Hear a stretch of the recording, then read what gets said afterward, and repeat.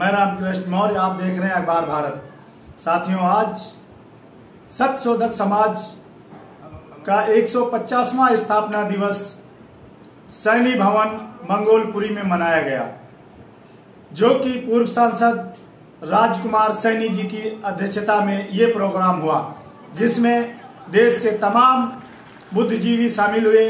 भदंते सुमित रत्न Thero, Rajbala Saini, OP Maurya ji Bombay से और पूर्व कैबिनेट मंत्री रहे स्वामी प्रसाद मौर्य जी भी शामिल हुए और उन्होंने विस्तार से समझाया कि किस तरह से बहुजन समाज को छुआछूत का सामना करना पड़ रहा है। और उन्होंने बाबा साहब की उन बातों का भी स्मरण कराया जो कि उन्होंने कहा था कि शिक्षित बनो, संगठित रहो और संघर्ष करो। और मोबाइल ऐसे ही रहना चाहिए।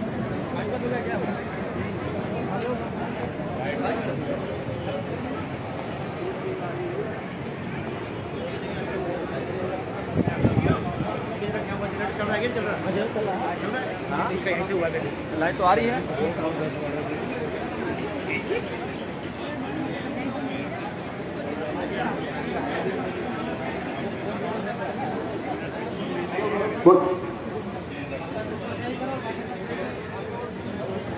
हेलो हेलो, आप लोग शांति बनाए रखें, क्योंकि जब मैं बोलता हूं तो आंधी तूफान और भूचाल आता ही आता है।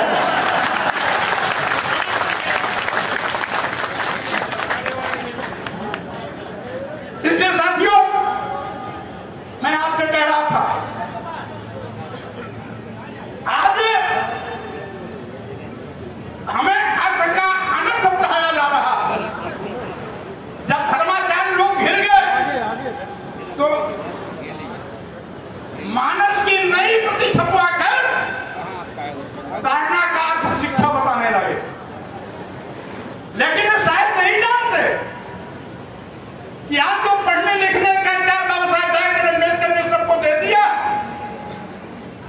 अब इस देश का हर नौजवान पढ़ लिख करके तैयार हो गया है। अब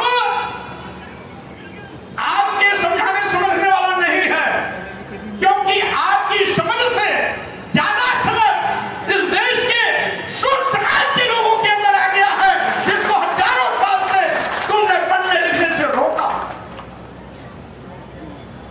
लेकिन यही कल्याण प्रेस वाले, गीता प्रेस वाले और धर्माचार्य लोग नहीं समझ पाए कि कहीं न कहीं गलती करने वाला अपनी गलती का कोई सबूत छोड़ के चला जाता है। इसी प्रकार से इन्होंने मानस में भी अपनी गलती छोड़ दिया। लिखा है एक जगह कि शापत ताड़त परुष कहंता, पूजहि विप्र कहाई सब संता, अब पूजहि विप्र सकल गुणहीना, पूजहि न शूद्र गुण ज्ञान न प्रवीणा। आप समझो, यहां पर ताड़न का मतलब आज भी लिखा है उसी रामचरितमानस में कि मारते पीटते प्रताड़ित करते। तो एक शब्द तो आपने शिक्षा से लगा दिया, लेकिन दूसरा ताड़न शब्द आपने छोड़ दिया। इसीलिए मैं कहना चाहता हूं कि साथियों, आज धर्म के नाम पर हमें नीच कहा गया। क्या हमें दर्द नहीं होगा? धर्म के नाम पर हमको अधम कहा गया, क्या अपमान नहीं होगा? धर्म के नाम पर हमारे साथ अपमान करने के लिए लोगों को प्रेरित किया जाता है, क्या हमें दर्द नहीं होगा? अगर हम अपना दर्द कहते हैं तो धर्म के ठेकेदारों के पेट में भूचाल आ जाता है। कोई हमारी हत्या करने की बात करता है, कोई सिर काटने की बात करता है, कोई तलवार से गर्दन उड़ाने की बात करता है, कोई जीभ काटने की बात करता है, कोई हाथ काटने की बात करता है। कोई नाक कान काटने की बात करता है, लेकिन मैं कह देना चाहता हूं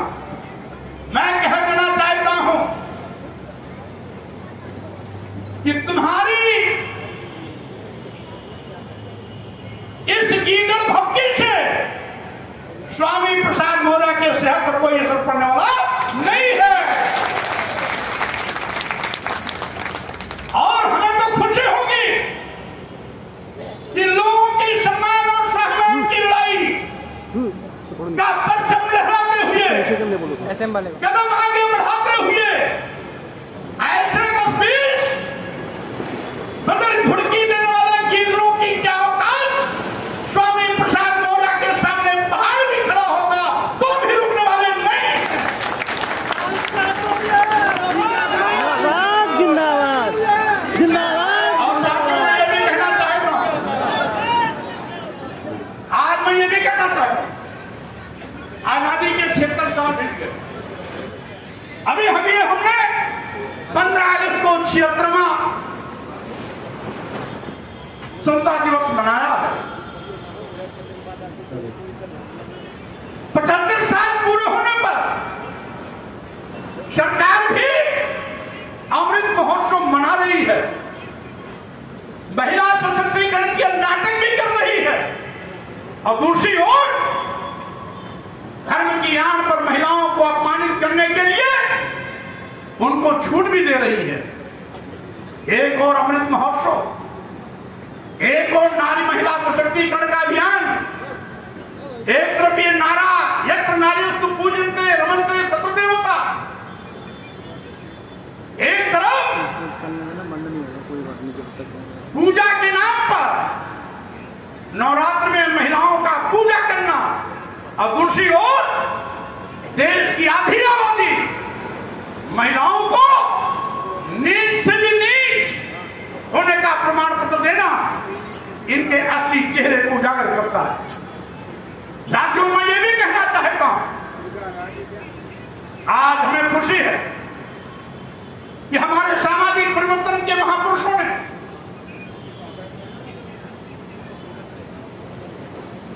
जो क्रांति का बिगुल फूका था उसको हम लोगों को आगे बढ़ाने का मौका मिला। यद्यपि पहले विपरीत परिस्थितियां थी, जब छत्रपति शिवाजी महाराज, पेरियार और स्वामी नारायण नारायण गुरु, बाबा साहब डॉक्टर अम्बेडकर, ज्योतिबा फुले आदि सामाजिक परिवर्तन की लड़ाइयां लड़ रहे थे, उसमें परिस्थितियां विपरीत थी। लेकिन आज लोकतंत्र है, हमारा अपना भारतीय संविधान है, हम सभी को बराबर का सबको अधिकार है, और आज भी मनवादी ताकतें भारतीय संविधान पर भारी बनने की लगातार कोशिश में है। यही कारण है कि भारतीय संविधान लागू होने के बाद भी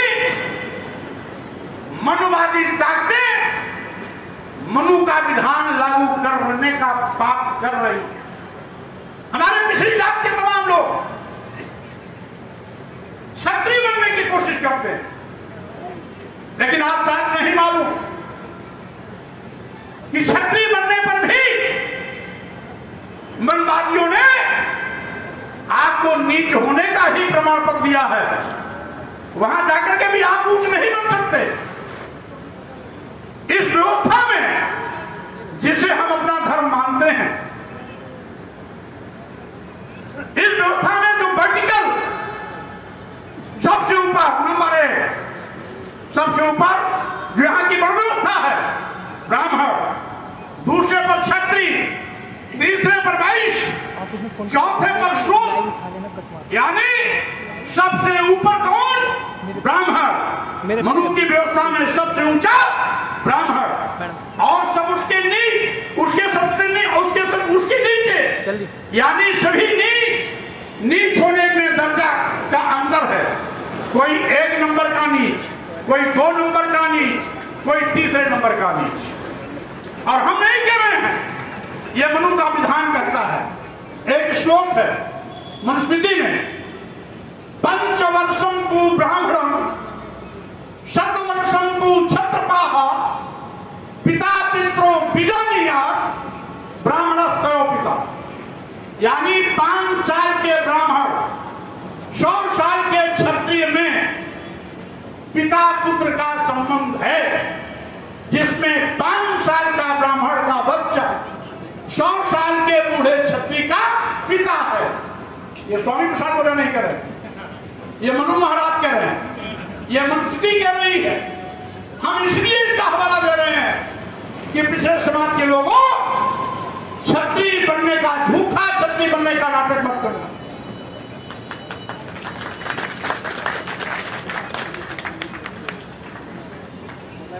क्योंकि अगर क्षत्रिय बनोगे और 100 साल उम्र हो जाएगी तो भी 5 साल के ब्राह्मण को पिता कहना पड़ेगा। यह मनु का विधान है, यह मनुस्मृति का कहना है। इसीलिए मैं कहता हूं, आज जात पात छुआछूत ऊंच नीच भेदभाव हमने नहीं दिया, हम तो उसके शिकार हुए हैं।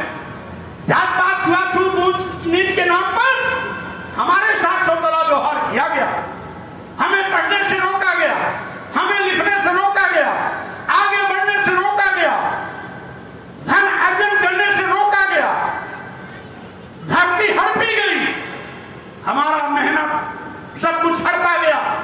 हम तो उसके शिकार हैं। हम जात पात छुआछूत में विश्वास नहीं करते, हम समानता का अधिकार चाहते हैं, हम भाईचारे का अधिकार चाहते हैं जो भारतीय संविधान देता है। और इसीलिए जिन लोगों ने जात पात छुआछूत ऊंच नीच के बहाने हमारा शोषण किया है स्वाभाविक रूप से, उस शोषण के शिकार हम हुए हैं, तो हम अपनी पीड़ा और दर्द अपने लोगों के साथ साझा जरूर करेंगे। जब हम दर्द और पीड़ा अपने लोगों के साथ साझा करते हैं तो धर्म के ठेकेदारों के पेट में दर्द होता है, पूरे देश में भूचाल आता है, भूकंप आता है, और धर्माचरण करने वाले लोग अनाथ भाषा बोलने लगते हैं। ऐसा लगता है कि आज स्वामी प्रसाद मौर्य की बात उनको गोली से भी ज्यादा घायल कर रही है, इसीलिए उनकी जुबान भी लड़खड़ाने लगती है। लेकिन सच को स्वीकारना हो, सच को स्वीकारना होगा।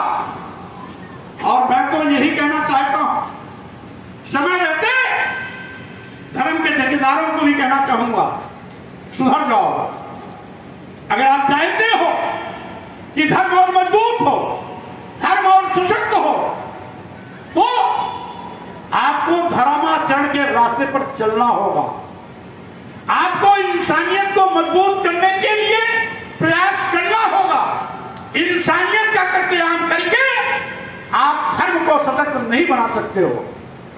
और यही मेरी अपील इनको नागवार गुजरती है। मैं कहना चाहता हूं साथियों, आज भी हम कितने भी पढ़ लिख करके विद्वान क्यों न हो जाए, ये हमको अभी भी सम्मान नहीं देना चाहिए, क्योंकि उन्होंने अपने ग्रंथों में लिख दिया कि पूजहीन शूद्र गुण ज्ञान प्रवीणा। गुणी भी है, ज्ञानी भी है, एक्सपर्ट भी है, यानी पीएचडी डिग्री तमाम डिग्रियां भी ले रखा है, फिर भी अगर वो शूद्र है तो उसका सम्मान मत करना। बाबा साहब डॉक्टर अंबेडकर स्वयं इसके भुक्तभोगी रहे। दुनिया की सारी डिग्रियां लेने के बाद बाबा साहब डॉक्टर अपने जमाने के दुनिया के सबसे बड़े विद्वान होकर का गौरव प्राप्त किया।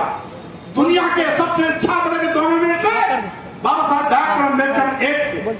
लेकिन जब इस भारत भूमि पर आते हैं तो यहाँ पर जात पात छुआछूत ऊंच नीच के चक्कर में दुनिया का सबसे बड़ा विद्वान होने का खिताब पाने के बावजूद भी बाबा साहब डॉक्टर अंबेडकर को इस भारत भूमि पर चप्पे चप्पे पर अपमानित होना पड़ता है। ये मनवादी व्यवस्था के लोग आज भी हमको अपमानित करने की कोशिश करते हैं।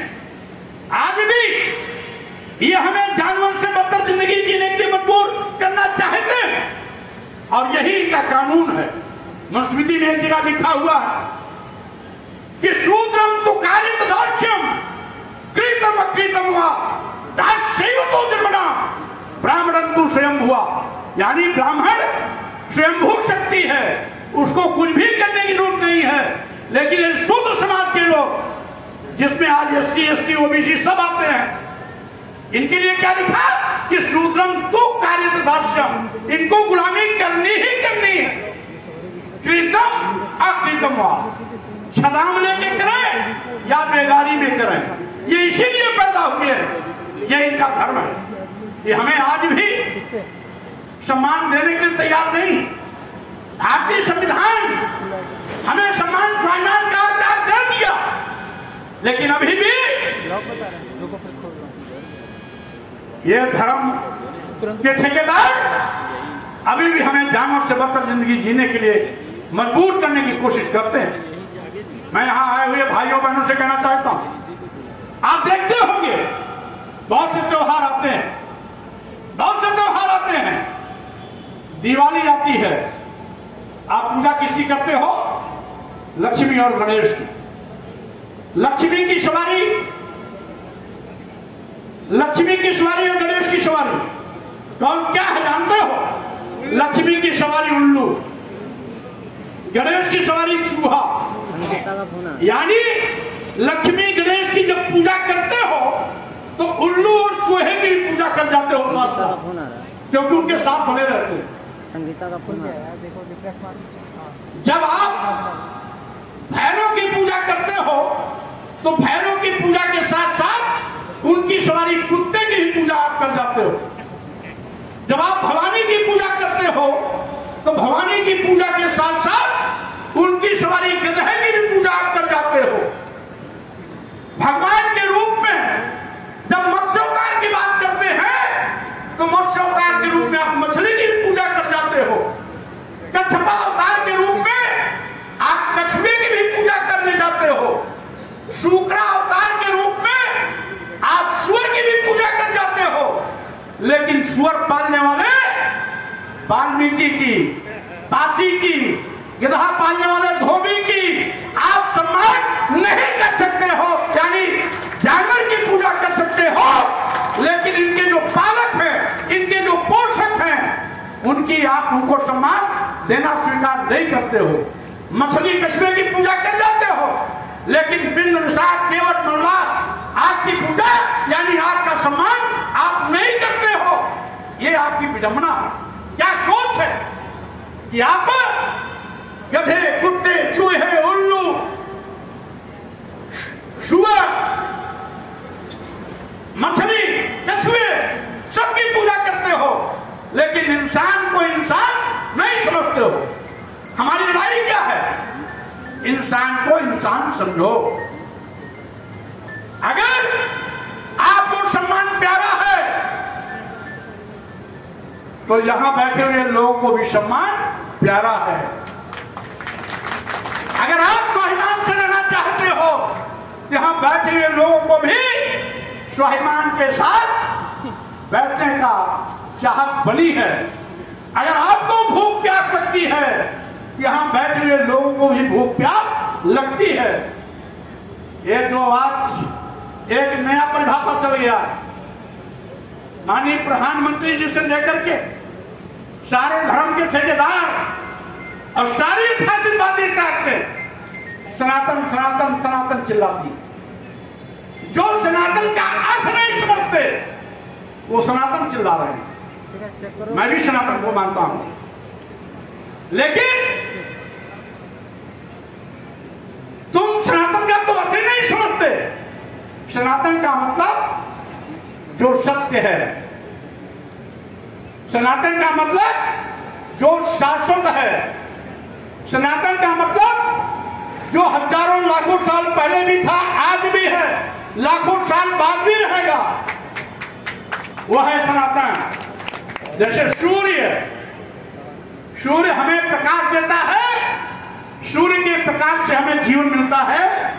लाखों साल पहले भी देता था, आज भी दे रहा है, लाखों साल बाद भी सूर्य हमें प्रकाश देता रहेगा। ये सनातन है। पृथ्वी के चारों ओर सूर्य के चारों ओर पृथ्वी चक्कर लगाती है। लाखों साल पहले भी चक्कर लगाती थी, आज भी लगा रही है, हजारों साल लाखों साल बाद भी लगाएगी। ये सनातन है। हवा, पानी,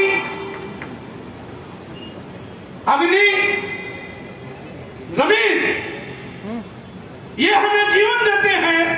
लाखों साल पहले भी देते थे, आज भी दे रहे हैं, आगे भी देते रहेंगे। यह सनातन है। हर बच्चा अपनी मां के पेट से पैदा होता है। यह सत्य है, सनातन है। यहां तक कि आज यथार्थवादी ताकतें जो सनातन बोलती हैं, उनका सनातन का मतलब जात पात, छुआछूत, ऊंच नीच, भेदभाव। उनका सनातन का मतलब मुंह से ब्राह्मण पैदा हो गया, बाहु से क्षत्रिय पैदा हो गया, भुजा से क्षत्रिय पैदा हो गया, जंघे से वैश्य पैदा हो गया और पैर से शूद्र पैदा हो गया। उनका सनातन वो है जो न सत्य है, न वैज्ञानिक है, न पहले कभी हुआ, न आज हो रहा है, न आगे कभी होगा। यहां बैठे हुए लोगों से पूछना चाहता हूं, क्या किसी बच्चे को किसी के मुंह से पैदा होते देखा आप लोगों ने? नहीं। अगर कोई देखा तो हाथ उठा दे। नहीं ना? नहीं। अच्छा चलिए, किसी बच्चे को इस बाहु यानी इस बाहु हाथ से पैदा होते देखा? नहीं। किसी को, क्या आप अपने जंघे से पैदा होते किसी को देखा? क्या पैर से किसी को पैदा होते देखा? नहीं। यह सनातन कैसे हो सकता है? तो इनका सनातन पाखंड है, इनका सनातन ढोंग है, इनका सनातन जात पात, छुआछूत, ऊंच नीच है, इनका सनातन भेदभाव है। और इसीलिए हमारे सनातन और इनके सनातन में अंतर है। भगवान बुद्ध ने कहा था कि बैर को बैर से नहीं खत्म किया जाता सकता, यानी शत्रुता को शत्रुता से खत्म नहीं किया जा सकता।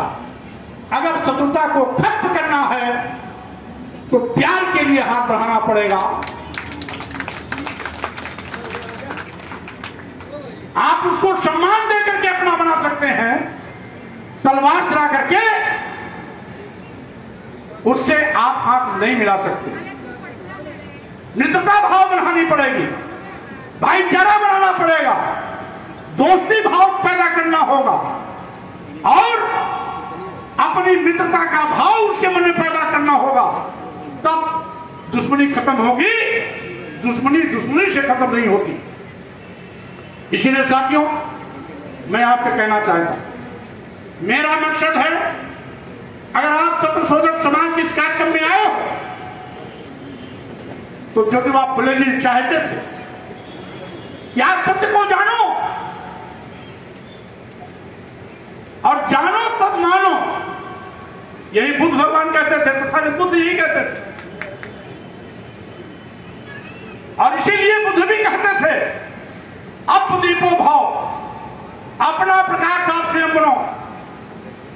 ये तभी संभव है जब आपके अंदर अच्छी शिक्षा दीक्षा होगी।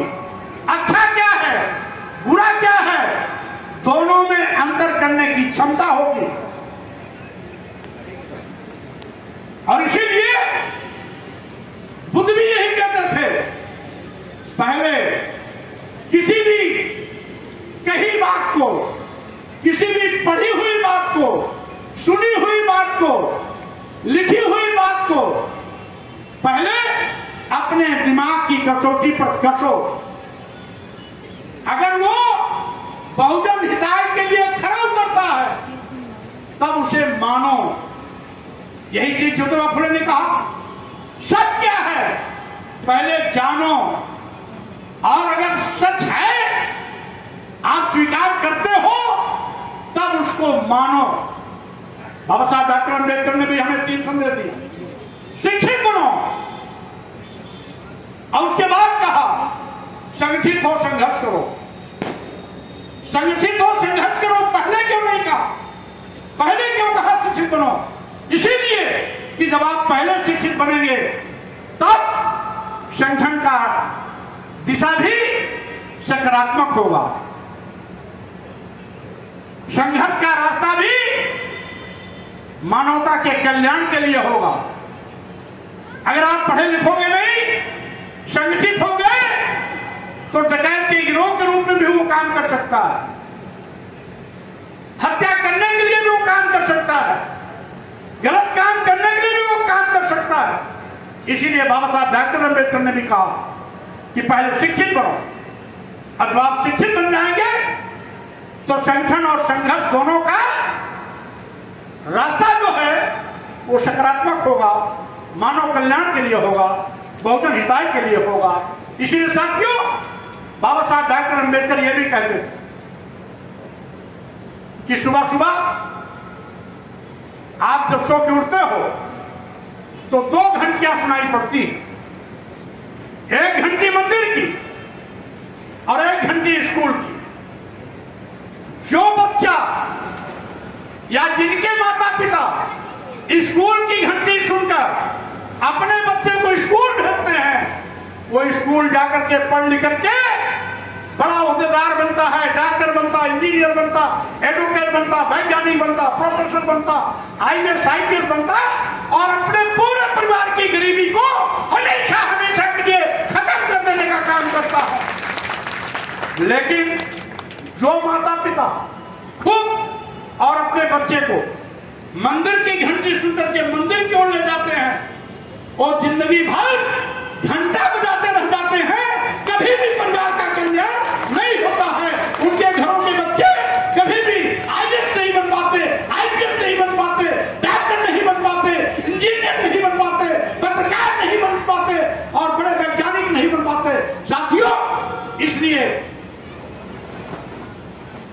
अगर मंदिर का घंटा बजाने से हमारी गरीबी खत्म होती, हमारा भाग्य बदल जाता, हमारे बच्चे अच्छे ओहदे पहुंच जाते, तो स्कूल की क्या जरूरत होती? इसीलिए मैं कहना चाहता हूं, बाप दादा पुरखे मंदिर का चक्कर लगाते रह गए, लेकिन उनकी गरीबी नहीं गई। लेकिन अगर किसी भी माता पिता ने अपने किसी एक बेटे को पढ़ा लिखा करके ओहदेदार बना दिया, तो उसकी गरीबी हमेशा हमेशा के लिए खत्म हो गई है। इसको हमने भी देखा, आपने भी देखा। इसीलिए मैं कहना चाहता हूं कि आज भी धर्म क्या है इसको समझो। धर्म कोई भी हो, वो मानवता के कल्याण के लिए ही बनाया गया। अगर मानवता का कत्लेआम कहीं होता है, इंसानियत का कत्लेआम होता है, मानवता में भेदभाव होता है, वो धर्म नहीं, वो अधर्म है। मानवता के कल्याण की बात होती है, मानवता को सम्मान दिया जाता है, मानवता को बढ़ावा दिया जाता है, इंसानियत की पूजा होती है, वो धर्म है, सीधी सी बात है। और इसीलिए साथियों हमारे देश की तो स्थिति भी है वसुधैव कुटुंबकम का। पूरे विश्व में मानवता का संदेश इसी भारत भूमि से तथागत बुद्ध ने दिया। करुणा मैत्री बंधुत्व भाईचारा का संदेश तथागत बुद्ध ने दिया था। और इसीलिए आज पूरे विश्व में भारत पूजा जाता है। यहां तक कि हमारे देश के राष्ट्रपति और माननीय प्रधानमंत्री भी दूसरे देश में जाते हैं तो बड़े गर्व से कहते हैं हम उस भारत भूमि से आए हैं जहां बुद्ध पैदा हुआ। यहां तक कि यूनाइटेड नेशन में जब बैठते हैं, राष्ट्र में बैठते हैं, तो वहां पर भी जब बात चलती है कि आतंकवादियों के खिलाफ कड़ाई से पेश हुआ जाए, तो वहां पर भी हमारे देश के प्रधानमंत्री को इस बात के लिए बोलना पड़ता है। हम उस भारत भूमि से आए हैं जहां बुद्ध पैदा हुए, और जहां बुद्ध है वहां युद्ध नहीं हो सकता है। यह बुद्ध की स्वीकारता है। आज दुनिया में भी आज बुद्ध की स्वीकारता है। आज दुनिया के सैकड़ों देश बुद्ध के संदेश पर आगे बढ़ रहे हैं। तमाम देशों का राष्ट्र धर्म भी बौद्ध धर्म है। लेकिन साथियों, ये हमारे धर्म के ठेकेदार धर्म की परिभाषा तक नहीं समझ पाए। हमने बहुत सी पुस्तकें पढ़ी, तथाकथित हिंदू धर्म, ये हिंदू धर्म नाम की कोई चीज नहीं। ये स्वामी प्रसाद मौर्य के लिए नहीं कहे, ये देश के माननीय प्रधानमंत्री जी भी बोल चुके हैं। आरएसएस के प्रमुख मोहन भागवत जी भी बोल चुके हैं। अभी एक हफ्ता पहले भाजपा के पूर्व राष्ट्रीय अध्यक्ष, केंद्रीय मंत्री गडकरी जी भी बोल चुके हैं कि हिंदू धर्म नहीं है बल्कि एक जीवन शैली है। तो अगर मोहन भागवत जी के बोलने से किसी के पेट में दर्द नहीं हुआ, मोदी जी के बोलने से किसी के पेट में दर्द नहीं हुआ, गडकरी जी के बोलने से किसी के पेट में दर्द नहीं हुआ, अगर स्वामी प्रसाद मौर्य ने कह दिया हिंदू धर्म नाम की कोई चीज नहीं है, तो पूरे देश में भूचाल आ गया। आखिर क्यों? इसलिए कि स्वामी प्रसाद मौर्य को आज भी ये कटी आंख देखना पसंद नहीं करते, क्योंकि इनकी व्यवस्था में हम सुर समाज में पैदा हो गए, और सुर समाज में पैदा हुआ कोई व्यक्ति कितना भी ज्ञानी हो, जब बाबा साहब डॉक्टर अम्बेडकर को ये सम्मान नहीं दे सके तो स्वामी प्रसाद मौर्य क्या सम्मान देंगे? ये तो आज ऐलान करते हैं कि जो स्वामी प्रसाद मौर्य के जूता मारेगा हम उसको 10 लाख रुपया देंगे। अगर मेरे ऊपर जूता पड़ने से किसी को 10 लाख रुपया मिलना है तो मैं तो जूता खा लूंगा, क्योंकि हजारों साल से मैं जूता खाते चला आया, इन मानवादी व्यवस्था के लोगों का शिकार होते चला आया है।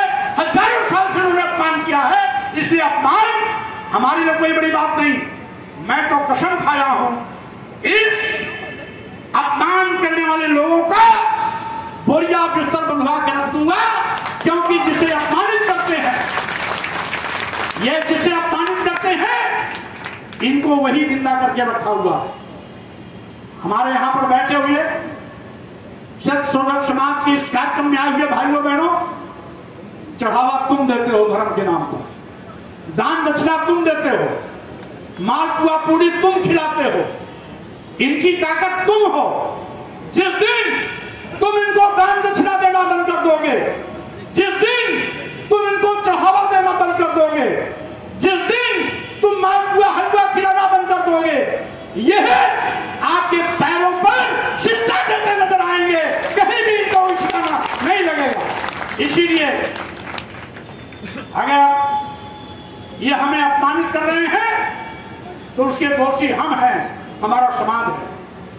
हमारा समाज इनको चढ़ावा देना बंद कर दे, दान दक्षिणा देना बंद कर दे, पैसा देना बंद कर दे, मालपुआ हलवा खिलाना बंद कर दे, तो हमारा अपमान करना भी बंद कर देंगे।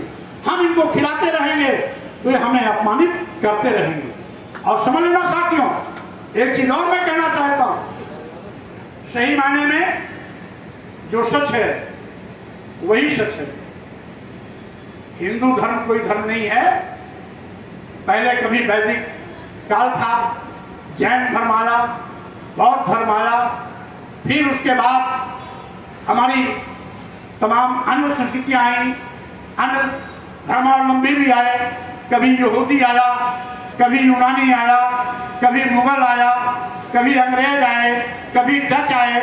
हमने तो सभी संस्कृतियों को देखा, लेकिन मैं केवल इतने कहना चाहता हूं साथियों कि आज हमारा संस्कार है भाईचारे का। हम बोलते हैं हिंदू मुस्लिम सिख ईसाई सब है आपस में भाई भाई। हम तो भाईचारा पैदा करना चाहते हैं और ये भाईचारा तोड़ना चाहते हैं। और साथियों, जिस धर्म को ये हिंदू धर्म कहते हैं, इसमें भी एक चाल है, ये है ब्राह्मण धर्म। क्योंकि इस धर्म में केवल ब्राह्मणों को सम्मान मिलता है, क्षत्रियों को भी द्वितीय दर्जे का दर्जा दिया गया, क्षत्रियों को भी पढ़ने लिखने से वर्जित किया गया था, उनको केवल सत्र विद्या सिखाई जाती थी, शास्त्र खुद सीखते थे और सत्र विद्या क्षत्रियों को सिखाते थे। वैश्य समाज को केवल बनियोटी भाषा सिखाई जाती थी, उनको न शास्त्र सिखाया जाता था न सत्र सिखाया जाता था, उनको बनियोटी भाषा सिखाई जाती थी। शूद्र को तो बिल्कुल पढ़ाया लिखाया ही नहीं जाता था। तो ये भेदभाव कैसे? भेदभाव नहीं है क्या? तो इसीलिए मैंने कहा ये केवल ब्राह्मण धर्म है, क्योंकि इसमें केवल ब्राह्मणों के बरतना के लिए लिखा गया है। जैसे कि मैंने अभी कहा, ब्राह्मण कुल स्वयं हुआ मनुस्मृति, 5 साल 10 साल में 100 साल के क्षत्रिय का बाप, 5 साल का ब्राह्मण, यानी ब्राह्मण का वर्चस्व। और मानस में भी कि पूजे ही विप्र सकल गुणहीना, सकल गुणहीना, सभी गुणों से हीन हो, चोर हो, लंपट हो, व्यभिचारी हो, डकैत हो, हत्यारा हो, लेकिन विप्र है तो उसका सम्मान करो। यानी इसमें भी एक वर्ग विशेष का सम्मान। पूजन शूद्र गुण ज्ञान को बिना, ज्ञानी गुणी कुछ भी हो, वो अगर शूद्र है उसका सम्मान मत करो। तो हमारा धर्म कैसे हो सकता है? जो हमें नीच कहता हो, जो हमें अपमानित करने की बात करता हो, वो हमारा धर्म कैसे हो सकता है? इसीलिए 1937 की जाति जनगणना, सैनी जी, 1937 की जाति जनगणना में ब्राह्मणों की संख्या 3.5%। अगर इसको ब्राह्मण धर्म कहते तो 3.5% के लोग अल्पसंख्यक बन जाते। अल्पसंख्यक न बने इसीलिए अपने साथ जोड़ लिया क्षत्रियों को भी, वैश्यों को भी, शूद्रों को भी, जिससे कि अगर सबकी संख्या लेंगे तो हम मजाकी में आ जाएंगे। ये इनकी चाल है। और जब मोहन भागवत जी, माननीय मोदी जी, माननीय गडकरी जी कहती है हिंदू धर्म नहीं है, और वही चीज स्वामी प्रसाद मौर्य कह दिया, तो अंतर क्या है? लेकिन स्वामी प्रसाद मौर्य जब कहेंगे तो हमारे मीडिया के भाई क्या लिखेंगे? विवादित बयान। और मोदी जी और गडकरी जी और मोहन भागवत जी कहेंगे तो विवादित बयान लिखने की इनकी हिम्मत नहीं, क्योंकि लिख देंगे तो दूसरे दिन जेल की सलाखों में हमारे मीडिया भाई दिखाई पड़ेंगे। इसीलिए मैं कहना चाहता हूं साथियों, सत्य शोधक समाज के सम्मेलन में संकल्प लेके जाओ कि महात्मा ज्योतिबा फुले जी ने, सावित्रीबाई फुले जी ने जो हमें सच समझने की सीख दी, उसको सीखो, उसको समझो और उसको रास्ते पर चलो। जिस दिन सच पर चलना आप समझ जाओगे, अपने आप आपके सम्मान और स्वाभिमान का परचम लहराएगा। इन्हीं शब्दों के साथ में मैं आप सबको बहुत बहुत धन्यवाद देता हूँ, बधाई देता हूँ, शुभकामना देता हूँ। आज 150वीं सत्य शोधक समाज की स्थापना के साथ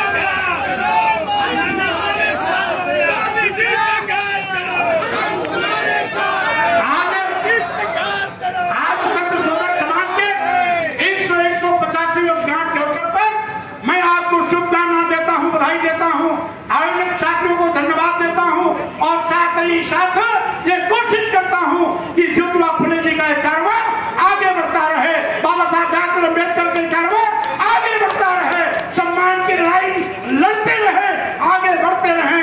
कल आपका होगा। इन्हीं शब्दों के साथ अपनी बात पर विराम देता हूं। जय ज्योतिबा, जय भीम, जय भारत, नमो बुद्धाय, धन्यवाद।